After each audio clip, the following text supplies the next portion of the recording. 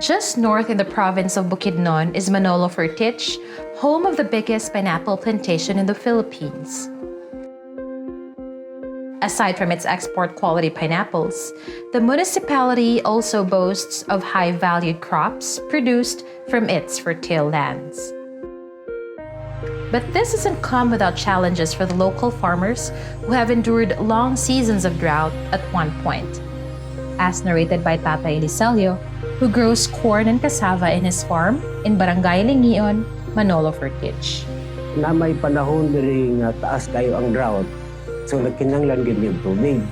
Drought is defined by the World Meteorological Organization as a prolonged dry period in the natural climate cycle caused by a lack of rainfall that can occur anywhere in the world. In the Philippines, Manolo Fortich is one of the areas in the country most vulnerable to drought, according to the 2017 data from the Climate Change Commission. The agriculture sector suffers heavily from the impacts of drought, and solar irrigation is a way to mitigate climate-induced droughts to increase farms' yield production.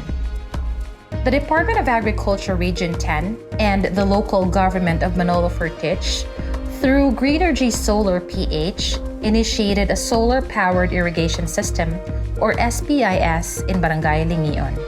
The project will serve at least 15 hectares of farmlands and is expected to increase production and double the area's cropping intensity. So kini karon nga niya naman yun, panahon na nga kung ay mga drought, among magamit ning tubiga.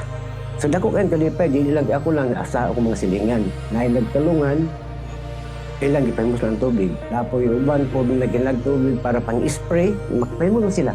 Now that Barangay Lingion has solar-powered irrigation, Tata Eliselio has bigger plans for his piece of land. Ang pangandoy doon ako sa nga nanay tubig, usa sa basakon ako, kani akong area. Kay maraman o pabor naging kinana manggid sa ako ang dako nga tangki. Ni pabor na ako ang tubig ug magbasa ko. O, dili lang kay basak lang siguro ako may promotion kundi maka-experience sa akong mga utan, mas maayo man ang utan kay dali man ang kwartal niya. Dako-dako sa kangkuan iyang income. With a solar-powered irrigation system, the local farmers in Barangay Lingion, including Tatay Eliselio, will have continuous water supply for their crops at no electricity cost, all powered by the sun.